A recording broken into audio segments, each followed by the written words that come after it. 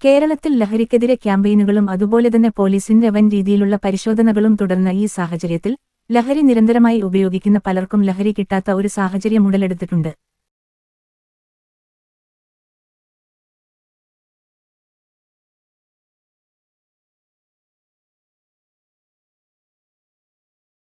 ഈ സാഹചര്യത്തിൽ പലർക്കും പലതരത്തിലുള്ള ശാരീരിക ബുദ്ധിമുട്ടുകളും അസ്വസ്ഥതകളും ഉണ്ടാകാൻ സാധ്യതയുണ്ട്.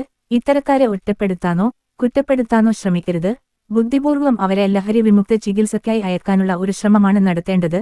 കഴിഞ്ഞ ഒരു ദിവസം കോട്ടയത്തുനിന്നും തിരുവനന്തപുരത്തേക്കുള്ള യാത്രയിൽ ബസിൽ വച്ച് ബാംഗ്ലൂർ പഠിക്കുന്ന ഒരു പെൺകുട്ടി അമിതമായി വിയർക്കുകയും സീറ്റിൽ തളർന്നു വീഴുകയും ചെയ്തതിനെ തുടർന്ന് സഹയാത്രികരായിട്ടുള്ള സ്ത്രീകൾ സംസാരിച്ചതിന്റെ അടിസ്ഥാനത്തിൽ ആ കുട്ടി ഇത്തരം ലഹരി ഉപയോഗിച്ചിരുന്നതായി മനസ്സിലാക്കി ബസ്സിലുള്ള സ്ത്രീകൾ അവർക്ക് കുടിക്കാനുള്ള വെള്ളം നൽകുകയും ആശ്വസിപ്പിക്കുകയും ചെയ്തു.